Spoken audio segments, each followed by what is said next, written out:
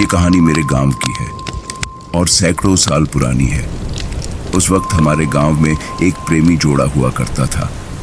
वो दोनों भी एक दूसरे से बहुत प्यार करते थे, पर एक दिक्कत थी, उन दोनों की जातियां अलग अलग थी और इसीलिए गांव वालों को उनका एक दूसरे के साथ रहना पसंद नहीं था। इसीलिए एक दिन उस प्रेमी जोड़े ने भाग के शादी करने का फैसला किया, लेकिन बदकिस्मती से गांव वालों ने उन्हें भागते हुए पकड़ लिया और उन दोनों की इतनी ज्यादा पिटाई की गई कि वो दोनों जान से मारे गए। कुछ सालों बाद उसी गांव का एक ब्राह्मण पुजारी पास ही के गांव में शादी कराने जा रहा था। वो अपनी साइकिल चलाते हुए ये सफर कर रहा था। शाम होते ही जोरदार बारिश शुरू हो गई और आंधी तूफान के साथ बिजलियां भी कड़कने लगी। मौसम में अचानक से हुए बदलाव के कारण वो ब्राह्मण बहुत ज्यादा डर गया।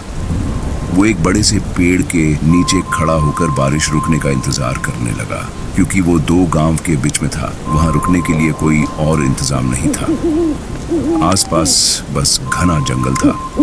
फिर अचानक से शोर शराबे की आवाज आई, जैसे पास ही में कोई मेला लगा हो। फिर एकदम से उस ब्राह्मण के सामने एक लड़का आया और बोला, अरे पंडित जी, आप यहाँ पर क्या कर रहे हैं? वहाँ पर तो सभी लोग आपका इंतजार कर रहे हैं।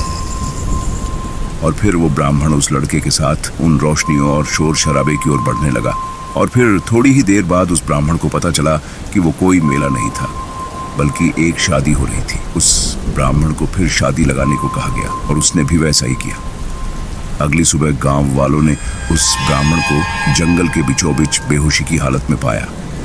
होश आने के बाद उस ब्राह्मण ने गांव वालों को सारी घटना बताई, पर गांव वालों ने उसे बताया कि ना तो कल रात बारिश गिरी थी और ना ही बिजलियां कड़की थी। फिर उन गांव वालों ने सोचा कि ये उन्हीं प्रेमियों की आत्मा होगी जो जीते जी शादी नहीं कर पाए थे, लेकिन मरने के बाद शायद उनकी आत्माओं ने पंडित को छलावा देकर अपनी शादी करा ली, जिनमें गांव की सारी भटकती आत्माएं मेहमान बनकर आई थी।